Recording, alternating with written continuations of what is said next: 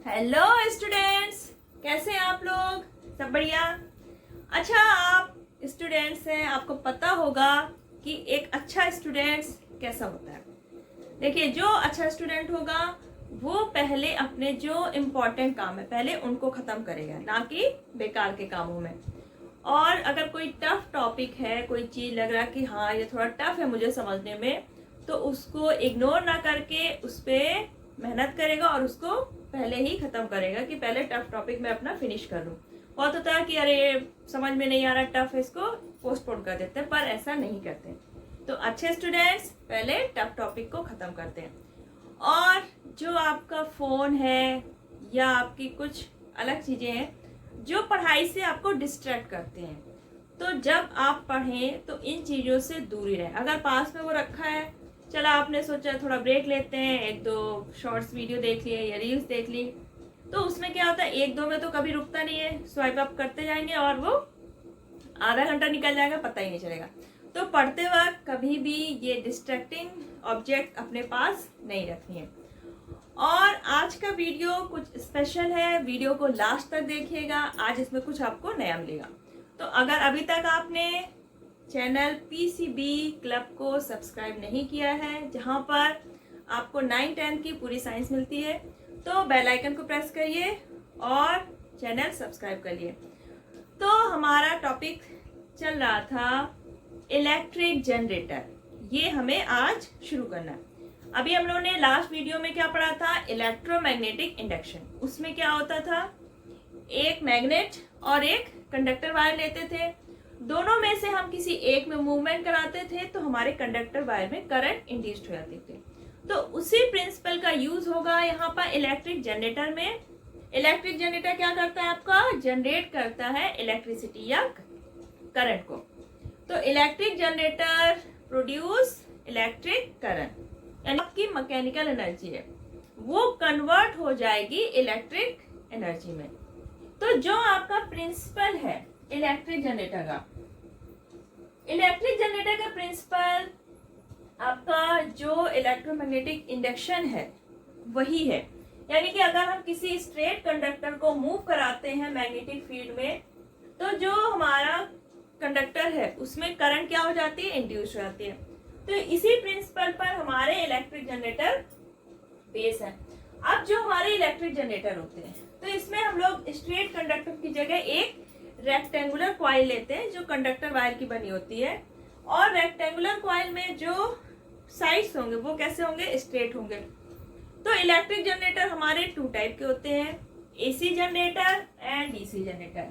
First कौन सा है आपका, एसी जनरेटर, और सेकंड है आपका DC generator. AC generator means alternating current generator, यानी कि ये जनरेटर कौन सी करंट बनाएगा, आपका अल्टरनेटिंग करंट। तो एसी जनरेटर को हम लोग दूसरा टर्म भी देते हैं अल्टरनेटर। क्यों? क्योंकि इसमें करंट की डायरेक्शन क्या होती है, कॉन्टिन्यूअसली क्या होती है, अल्टरनेट होती रहती है। तो डायरेक्शन यहाँ पे बार बार चेंज होती है। तो एसी जनरेटर का दूसरा नाम है अल्टरनेटर। तो पहले हम एसी जनरेटर का पढ़ेंगे कंस्ट्रक्शन। इसका प्रिंसिपल यही होगा कि जब स्ट्रेट कंडक्टर या कॉइल मैग्नेटिक फील्ड में मूव कराते हैं तो उसमें करंट इंड्यूस आती है। तो एसी जनरेटर के कंस्ट्रक्शन में क्या लेना है हमें, इसके कंस्ट्रक्शन में हमने लिया एक रेक्टेंगुलर कॉपर की इंसुलेटेड वायर की एक रेक्टेंगुलर कॉइल ले लिया हमने, इसको टर्म दे दिया हमने ए बी सी डी। ये एक रेक्टेंगुलर कॉइल हुई, ठीक। इसको हमें पुट करना है हॉर्स शू टाइप मैग्नेट। ये आपके मैग्नेट्स हो गए, ये नॉर्थ पोल हो गया और ये हो गया साउथ पोल, ठीक। तो हॉर्स शू टाइप मैग्नेट है जिसके 2 पोल है, नॉर्थ और साउथ। दोनों पोल के बीच हमने ये रेक्टेंगुलर कॉइल जो कि कॉपर की इंसुलेटेड वायर का बना हुआ है, इसको पुट कर दिया। अब हमने क्या किया, ये आपका मैग्नेट कौन सा है, ये है आपका परमानेंट मैग्नेट। क्या है आपका परमानेंट मैग्नेट। अब ये मैग्नेट है, इसके बीच क्या होगी, मैग्नेटिक फील्ड होगी। अब ये जो ए एंड है और डी एंड है, तो इन दोनों एंड्स को हम कनेक्ट करेंगे कॉपर की बनी हुई रिंग से। ऐसे ये रिंग हो गई, ठीक। तो एक रिंग आपने डी एंड से कनेक्ट कर दी और एक रिंग हमें कनेक्ट करनी है ए एंड से, ठीक। तो ये जो ए से कनेक्टेड है ये हो गई आपकी R1, और जो आपकी ये यहाँ पे टच नहीं हो रही होगी, ठीक है, ये अलग होगी, सिर्फ इमेज में दिख रही है आपको, ये है R2। तो यहाँ पे R1 और R2, ठीक है, ये दो स्लिप रिंग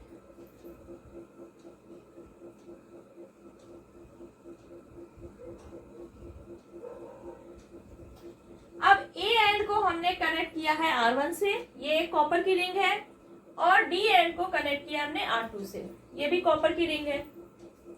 ये दोनों कॉपर की जो रिंग्स है ये कहलाती हैं स्लिप रिंग्स। क्या कहलाती हैं, स्लिप रिंग्स, ठीक। तो ये तो कनेक्ट हो गई। अब ये जो एंड्स है आपके वायर के, ये इससे परमानेंटली अटैच्ड होंगे। जब हमारी कॉइल रोटेट करेगी तो ये स्लिप रिंग भी साथ में इसके रोटेट करेंगे, ठीक है, ये क्योंकि अटैच्ड है। बीच में आपका ये शाफ्ट हो गया, जिसकी हेल्प से हम कॉइल को क्या करेंगे, रोटेट करेंगे। अब जो आपके ये स्लिप रिंग्स है ये अटैच होते हैं, अटैच नहीं केवल टच होंगे आपके कार्बन के ब्रशेस से। ये B1 और ये B2, ये क्या है आपके, ये हो गए दोनों आपके कार्बन ब्रश, ठीक। कार्बन ब्रशेस हैं तो ये केवल टच में रहेंगे। ये जो स्लिप रिंग है R1, इससे कार्बन ब्रश B1 अटैच रहेगा, R2 से B2। अब ये दोनों का जो एक्सटर्नल सर्किट है, इनके बीच में ये आपने लगा दिया galvanometer. B1 B2 slip ring से केवल टच रहेंगे, तो जो करंट यहाँ तक आएगी आपकी कॉइल में इंड्यूस होने के बाद, वो B1 से होती हुई यहाँ पर गैल्वेनोमीटर और फिर यहाँ पे B2 तक आ जाएगी। तो ये B1 B2 क्या करेंगे, सिर्फ टच में रहेंगे और ये रोटेट करेंगे। आपके जो R1 और R2 स्लिप रिंग है ये कॉइल के साथ रोटेट करेंगे, लेकिन B1 और B2 आपके फिक्स रहेंगे। ये सिर्फ आपके R1 और R2 से टच में रहेंगे ताकि सर्किट हमारा कंप्लीट हो जाए। तो ये तो हो गया आपका रेक्टेंगुलर कॉइल हो गई, मैग्नेट हो गया हॉर्सशू टाइप का, दो स्लिप रिंग हो गई, और ये हो गई ब्रश। अब आता है इसका वर्किंग, ठीक। अब यहाँ पे देखिए मैग्नेटिक फील्ड लाइन आपकी ये होगी, ये क्या है आपकी फील्ड की डायरेक्शन, नॉर्थ टू साउथ, ठीक। अब हम क्या करते हैं, इस शाफ्ट से इसको हम एंटी क्लॉकवाइज डायरेक्शन में घुमाना शुरू करेंगे। तो एंटी क्लॉकवाइज डायरेक्शन में घुमाएंगे, यानी कि ऐसे। तो इस वाली साइड में हम फोर्स किधर लगाएंगे, डाउनवर्ड डायरेक्शन में, और इसमें लगेगा आपका अपवर्ड डायरेक्शन में। फील्ड आपकी ये रहेगी, ये आपका लगा फोर्स, ये लगा फोर्स, यानी कि हम इसको डाउनवर्ड डायरेक्शन में मूव कराएंगे और इसको अपवर्ड डायरेक्शन में, क्योंकि हम इसको एंटी क्लॉकवाइज घुमा रहे हैं। अब यहाँ पे जब ये एंटी क्लॉकवाइज डायरेक्शन में रोटेट करने लगी, तो इसमें क्या होगा, ये जो मैग्नेटिक फील्ड लाइन इसको क्या करेगी, कट करेगी। जब रोटेट होगी तो मैग्नेटिक फील्ड लाइंस को क्या करेगी, कट करेगी। जब मैग्नेटिक फील्ड लाइंस कट होंगी तो इस कॉइल में एक करंट इंड्यूस्ड हो जाएगी। अब उस करंट की डायरेक्शन हम कैसे निकालेंगे, फ्लेमिंग के राइट हैंड रूल से। फ्लेमिंग के राइट हैंड रूल से ये होता है, इसमें आपका जो फोर फिंगर होती है वो डिनोट करती है फील्ड को, जो मैग्नेटिक फील्ड है। थंब की डायरेक्शन दिखाती है कि किस डायरेक्शन में मूवमेंट हो रहा है या किस डायरेक्शन में फोर्स लगा रहा है। जिधर फोर्स लगेगा मूवमेंट उधर होगी। सेंट्रल फिंगर आपकी दिखाती है क्या, कि करंट किधर फ्लो हो रही है। तो सेंट्रल फिंगर करंट की डायरेक्शन, फोर फिंगर फील्ड की डायरेक्शन, और थंब आपकी मूवमेंट की। अब यहाँ पर देखिए फील्ड आपकी किधर है, फील्ड आपकी है इधर, ठीक। ये देखिए फील्ड हो गई आपकी इधर, ठीक है। फोर्स हम किधर लगा रहे हैं, डाउनवर्ड डायरेक्शन में। फील्ड आपकी हो गई ये, तो करंट की डायरेक्शन किधर आई, ये इधर साइड आई, यानी कि करंट की डायरेक्शन ये हो गई। इधर पर देखिए इस वाले पार्ट में मैग्नेटिक फील्ड हमारी किधर लग रही है, इधर, ठीक। और आपका फोर्स किधर लगा रहे हैं हम लोग, अपवर्ड, इसको अपवर्ड मूव करा रहे हैं, फील्ड आपकी ये हो गई, तो करंट की डायरेक्शन क्या हो गई, इधर हो गई, तो ये हो गई करंट डायरेक्शन। तो अब करंट कैसे फ्लो होगी, बी से ए में गई, फिर यहाँ पर R1 में आई, फिर B1 गैल्वेनोमीटर में, देन B2 और फिर आपकी CD। यानी कि अभी डायरेक्शन आपकी क्या है, सर्किट के अंदर क्या है, BADC। जो आपका कॉइल के अंदर है वो करंट कैसे फ्लो हो रही है, BADC, ठीक। और आपका जो आउटर सर्किट है उसमें B1 से B2। तो अभी आपकी करंट है कॉइल के अंदर BADC, ठीक। और आउटर सर्किट में B1 से B2 की तरफ। तो ये करंट फ्लो हो रही है, यहां से गई B1, फिर G, फिर B2, फिर ये एक डायरेक्शन हो गई, यानी कि एक ही डायरेक्शन में करंट हमारी फ्लो हो रही है। अब क्या होगा, जब ये कॉइल हाफ रोटेट कर लेगी, CD पोर्शन आपका इधर आ गया और BA पोर्शन आपका यहां पहुंच गया। अब CD पोर्शन आ गया आपका इधर लेफ्ट साइड, BA पोर्शन हो गया आपका राइट साइड। अब जब CD पोर्शन इधर आ गया तो इसमें करंट क्या होगी, करंट की डायरेक्शन ये हो जाएगी जो पहले हमारी BA में थी, और BA में डायरेक्शन करंट की क्या हो जाएगी, जो हमारी CD में थी। क्योंकि जब इधर पहुंच जाएगा आपका AB वाला पोर्शन तो इसमें फोर्स किधर लगेगा, अपवर्ड डायरेक्शन में, तो इसमें करंट हमारी चेंज हो जाएगी। CD पोर्शन जब इधर आएगा तो CD में फोर्स हम किधर लगाएंगे, इधर डाउनवर्ड डायरेक्शन में मूवमेंट होगा, तो करंट की डायरेक्शन आपकी इसमें चेंज हो गई। अब यहाँ पे करंट की डायरेक्शन CD पोर्शन आ गया, तो ये क्या हो गई, करंट हमारी CD, और फिर क्या है, CD से क्या कनेक्ट है आपका R2 स्लिप रिंग। तो करंट हमारी कैसे जाएगी, CD और फिर अंदर AB। जब आपका हाफ रोटेशन हो जाएगा तो करंट कैसे जाएगी, CD और AB। ये तो हो गया इंटरनल सर्किट में चेंज हुई। बाहर क्या हुआ करंट, अब आपका CD पोर्शन इधर, तो B2 में पहले करंट जाएगी क्योंकि करंट हमारी क्या आ रही है इधर, फिर B2 में गई, देन आपकी B1 में आएगी, उसके बाद फिर AB में पहुंचेगी। तो आउटर सर्किट में अब करंट कैसे जाएगी, ये B2 से B1, आउटर सर्किट में क्या हो जाएगी करंट हमारी B2 से B1 की तरफ। यानी कि हाफ रोटेशन के बाद करंट की डायरेक्शन यहाँ पे क्या हो गई, चेंज हो गई। पहले आपकी BADC और अंदर B1 से B2 की तरफ करंट जा रही थी। जब CD वाला पोर्शन इधर आया आपका R2 भी इधर हो गया, अब R2 से इधर करंट है आपकी CD में, तो पहले R2 में जाएगी, फिर B2 में, फिर देन B1। यानी कि करंट की डायरेक्शन हाफ रिवॉल्यूशन के बाद क्या हुई, हाफ रोटेशन के बाद करंट की डायरेक्शन क्या हो गई, यहाँ पर चेंज हो गई। तो यानी कि जब ये एक राउंड लगाएगी कॉइल, तो एक राउंड में आपकी करंट 2 बार चेंज होगी। हाफ रोटेशन में डायरेक्शन इसकी ये होगी और दूसरे हाफ रोटेशन में करंट की डायरेक्शन ये होगी, ठीक। पहले B1 से B2 की तरफ और सेकेंड हाफ रोटेशन में B2 से B1। तो ये आपकी कौन सी करंट हो गई, इसमें हाफ रोटेशन के बाद डायरेक्शन चेंज हो रही है, तो ये करंट हो गई आपकी AC, ठीक। तो AC करंट में क्या हुआ, एवरी हाफ रोटेशन के बाद करंट की डायरेक्शन चेंज हो रही है। हमारे इंडिया में है तो उसमें AC जनरेटर्स की जो फ्रीक्वेंसी है वो है आपकी 50 हर्ट्ज। जो करंट बनती है इंडिया में उसकी फ्रीक्वेंसी है 50 हर्ट्ज। यानी कि 1 सेकेंड में आपकी ये कॉइल कितनी बार रोटेट होगी, 50 टाइम। 1 सेकेंड में कॉइल कितने टाइम रोटेट होगी, 50 टाइम्स। अब एक बार जब हमारी कॉइल रोटेट होती है 1 राउंड, तब हमारी डायरेक्शन कितनी बार चेंज होती है, 2 टाइम्स। तो जब 50 टाइम्स रोटेट करेगी तो डायरेक्शन कितनी चेंज हो जाएगी, करंट की डायरेक्शन कितने टाइम्स, 100 टाइम्स पर सेकेंड, यानी कि 1 सेकेंड में करंट की डायरेक्शन 100 टाइम्स चेंज होगी। इट मीन्स 1/100 सेकेंड में करंट की डायरेक्शन चेंज होती है।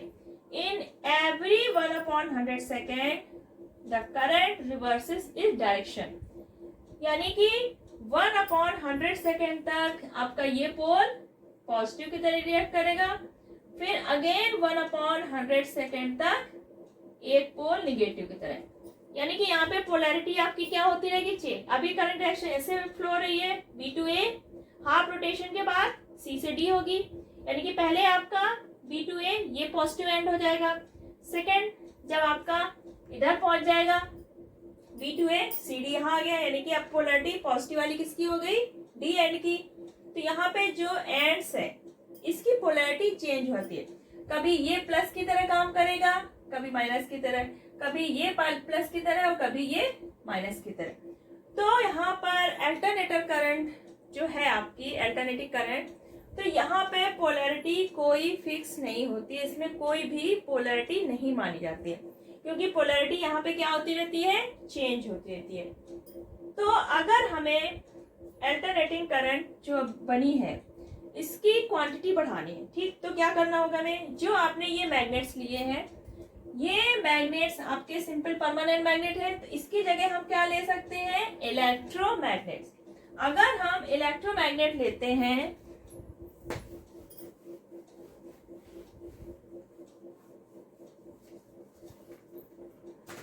अगर हम परमानेंट मैग्नेट की जगह क्या लेते हैं, इलेक्ट्रोमैग्नेट, तो हमारी करंट की स्ट्रेंथ क्या हो जाएगी, बढ़ जाएगी। आपने जो ये लूप लिया है इसमें जो नंबर्स ऑफ लूप होंगे वो बढ़ा देते हैं, नंबर ऑफ लूप अगर हम इंक्रीज कर देते हैं तो हमारी करंट बढ़ जाएगी। आपने जो ये शाफ्ट लिया है इसमें बीच में, अगर वो हम सॉफ्ट आयरन का लेते हैं तब भी हमारी करंट क्या हो जाएगी, बढ़ जाएगी। आपके जो ये कॉइल है इसका अगर एरिया बढ़ा देते हैं तब भी हमारी करंट की स्ट्रेंथ बढ़ जाती है। अब आपके जो एसी करंट है, तो यहाँ पे क्या हुआ, इसको हम रोटेट करते हैं इसको घुमाने के लिए, यानी कि मैकेनिकल एनर्जी लगा रहे हैं, और वो किस में चेंज हुई, हमारी करंट में। तो ये क्या हुआ, मैकेनिकल एनर्जी इसमें क्या कन्वर्ट हो रही है, इलेक्ट्रिकल एनर्जी में। आपके कुछ स्मॉल जनरेटर जो होते हैं कार्स में भी यूज होते हैं, जिसको बोलते हैं कार अल्टरनेटर। साइकिल में लाइटनिंग पर्पज के लिए स्मॉल जनरेटर यूज करते हैं, that is called dynamos, that is called dynamos. तो ये साइकिल्स में होते हैं लाइटनिंग पर्पज के लिए। तो ये तो हो गया आपका अल्टरनेटिंग करंट जनरेटर। अब अगर हम बात करते हैं डीसी जनरेटर की, तो डीसी जनरेटर में आपको बस थोड़ा सा चेंज करना होगा इसका कंस्ट्रक्शन में। यहाँ पे जो आपकी स्लिप रिंग है, जो आपकी स्लिप रिंग है वहां पर आपको स्लिप रिंग की जगह क्या यूज करना है, जो आपने इलेक्ट्रिक मोटर में यूज किया था वो क्या था आपका कॉम्यूटेटर। क्या था आपका कॉम्यूटेटर, जिसमें क्या होता था, एक हाफ सर्किल इधर और एक हाफ सर्किल इधर, कॉपर की दो हाफ रिंग्स होती थी, that is called split rings. क्या कहते थे इनको हम, स्प्लिट रिंग। ये हो गई स्प्लिट रिंग्स। ये पूरी रिंग ना होके एक एंड से आधी सर्किल जुड़ी होगी और डी एंड से ये हाफ सर्किल। अब ये जो हमारे हो गए R1 और ये R2। अब ये जो स्प्लिट रिंग्स है इसको हमने टच कराया आपके B1 ब्रश और ये हो गया B2 ब्रश, ठीक, और ये दोनों आपके जुड़ गए। बीच में क्या हो गया आपका गैल्वेनोमीटर। तो डीसी जनरेटर हुआ, ये क्या है आपका डीसी जनरेटर। डीसी जनरेटर में आपकी करंट कौन सी बनेगी, डायरेक्ट करंट। तो यहाँ पर क्या हुआ, आपने ए एंड और बी एंड को कनेक्ट किया split ring, that is called commutator. अब यहाँ पे देखिए जो आपका R1 पोर्शन है, तो ये हमेशा किससे कनेक्ट रहेगा, उस साइड से कनेक्ट रहेगा जिसमें करंट की डायरेक्शन किधर होगी, इस डायरेक्शन में। यानी कि अगर CD पोर्शन हमारे यहाँ आएगा तब CD में क्या होगी, करंट आपकी इधर ही बहेगी, फ्लो होगी इधर साइड। तो आपका R1 पोर्शन आपके उस एंड से हमेशा टच में रहेगा जिधर आपकी करंट की डायरेक्शन ये रहेगी, यानी कि करंट की डायरेक्शन सेम रहेगी। जो आपका R2 है, R2 रिंग आपकी हमेशा उसी साइड से कनेक्ट रहेगी जिसमें करंट की डायरेक्शन इधर होगी, यानी कि इसमें आपकी करंट की डायरेक्शन चेंज नहीं होगी। यानी कि ये R1, B1 और ये जो इसमें करंट फ्लो होगी वो हमेशा B1 से B2 में ही फ्लो होगी।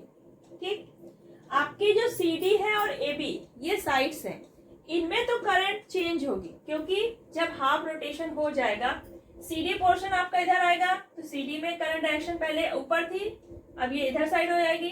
आपका जब BA इधर आएगा तो अभी यहाँ पर AB पोर्शन में करंट नीचे की तरफ आई थी, अब यहाँ पे ऊपर की तरफ आएगी। तो इंटरनल सर्किट में जो आपके साइड्स हैं उसमें तो करंट की डायरेक्शन चेंज होगी, लेकिन जो आउटर सर्किट है आपको, जहां पर करंट आपको मिल रही है, जो मेन आ रही है, जहां पर स्टोर हो रही है, तो वो आपकी डायरेक्शन सेम रहेगी। तो यहाँ पर हमें कौन सी करंट मिलेगी, डायरेक्ट करंट, क्योंकि आपकी जो स्लिप रिंग्स है उससे जो कनेक्टेड एंड है तो उसमें करंट की डायरेक्शन सेम रहेगी। अब आपका यहाँ पे AB हो या CD हो, करंट दोनों में इसी डायरेक्शन फ्लो होगी और ये दोनों ही इसी एंड से R1 से कनेक्ट रहेंगे, यानी कि R1 में करंट ऑलवेज इस डायरेक्शन में ही फ्लो होगी और R2 में हमेशा इस डायरेक्शन में। तो करंट हमारी यहाँ पे कौन सी हो जाएगी, DC जनरेटर। ये क्या हो गई, DC करंट हो गई, और ये हो गया आपका DC जनरेटर। आपके बड़े बड़े पावर हाउसेस होते हैं जो हमारे सिटीज में, फैक्ट्रीज में, इंडस्ट्रीज में करंट को पहुंचाते हैं। तो वहां पे जनरेटर जो होते हैं तो वहां पे क्या होता है, जो आपकी कॉइल्स होती है उसमें बहुत सारे टर्न्स होंगे, लूप्स होंगे आपके कंडक्टर वायर के, और कॉइल आपकी फिक्स्ड होती है क्योंकि वो काफी ज्यादा वेट उसमें हो जाता है तो हैवी होती है। तो आपकी कॉइल, आपकी जो कॉइल वाला पोर्शन है वो आपका फिक्स होता है ऐसे। ठीक, ये बहुत सारी कॉइल्स होती हैं, बहुत हैवी हो जाता है तो इसको रोटेट करना डिफिकल्ट होता है, इसलिए ये फिक्स रखा जाता है। इसके बीच से जो इलेक्ट्रोमैग्नेट होता है आपका, ठीक, ये शाफ्ट से कनेक्टेड होता है।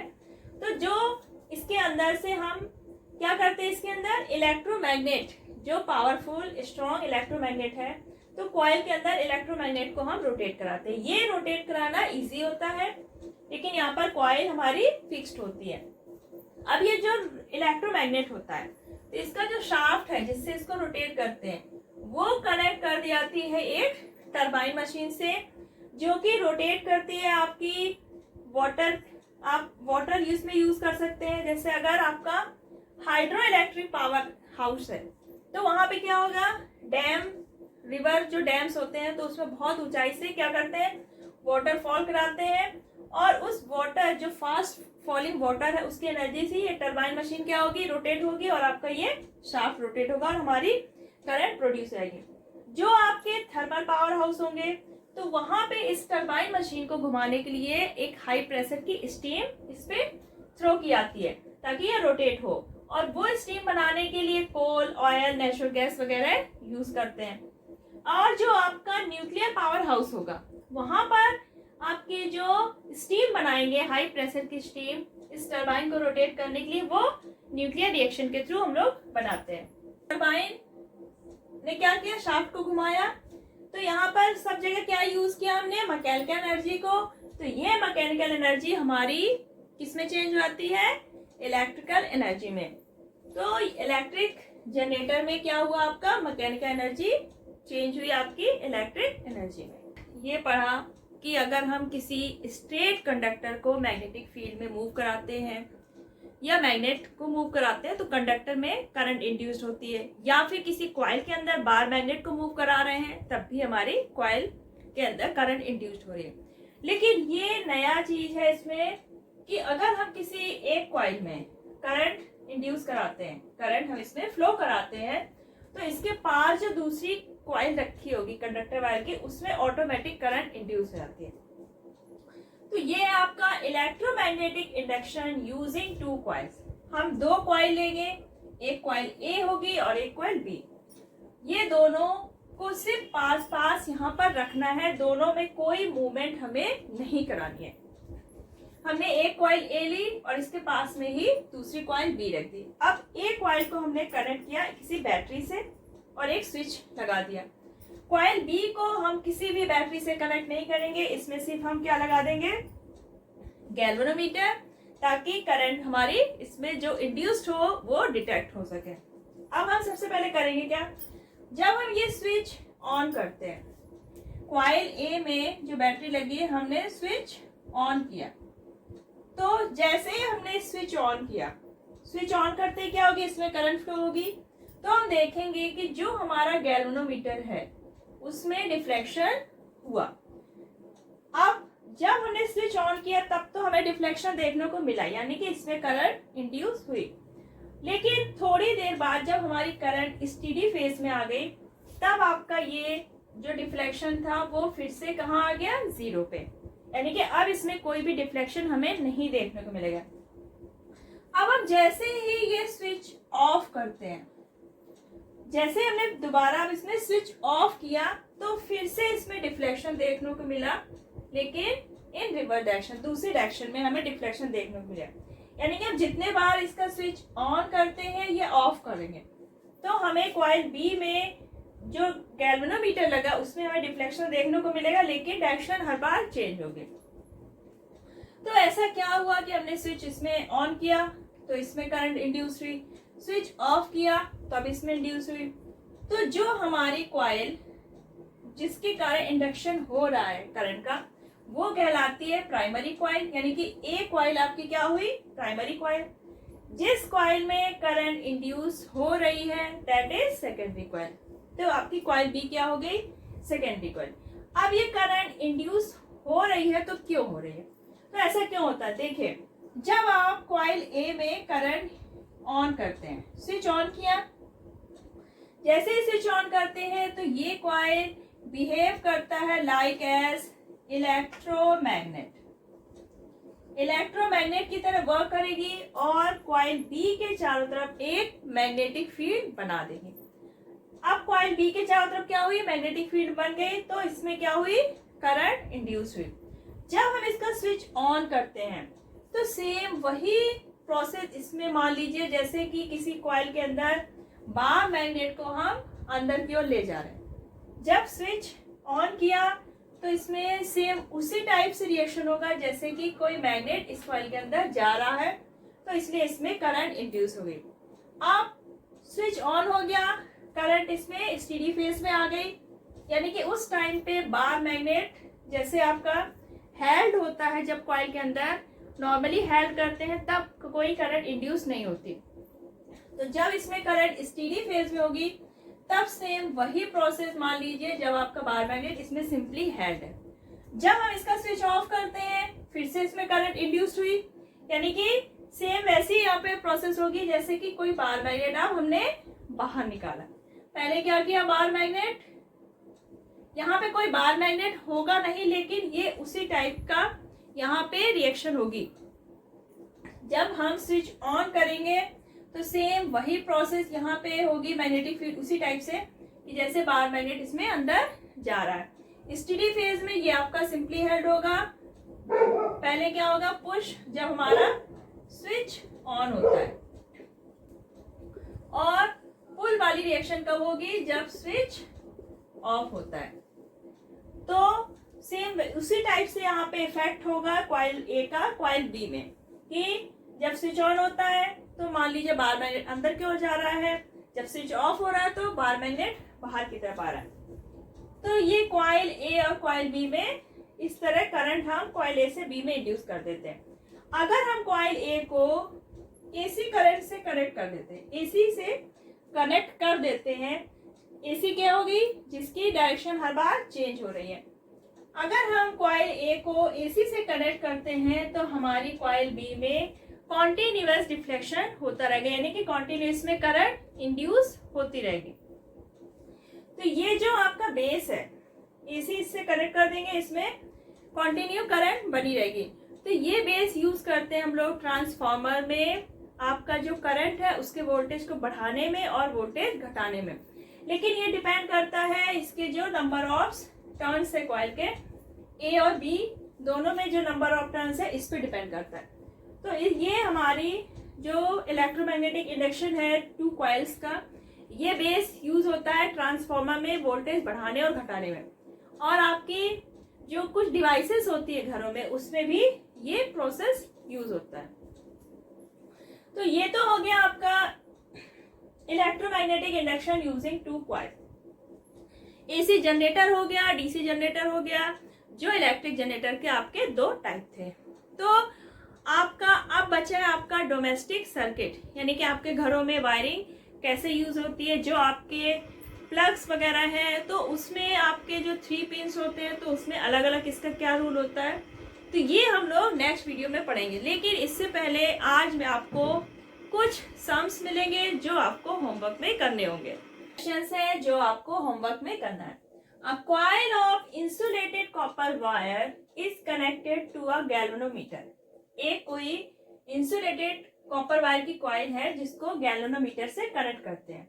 What will happen if a bar magnet is?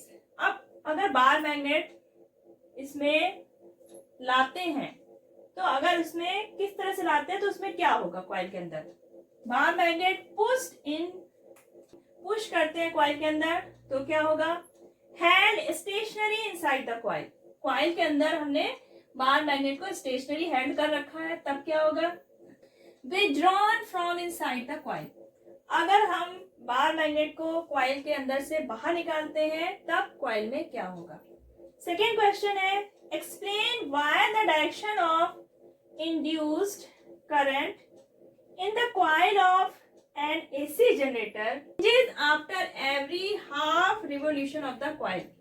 Induced current, जो आपका एसी जनरेटर है उसमें हाफ रिवोल्यूशन के बाद जो करंट की डायरेक्शन है वो चेंज क्यों होती है, तो ये आपको एक्सप्लेन करना है।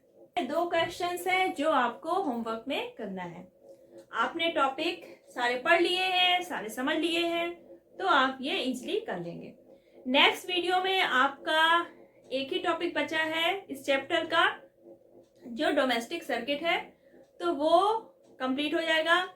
अगर आपको वीडियो पसंद आया हो तो लाइक और शेयर करिएगा। तब तक अपना ख्याल रखिएगा। Bye bye.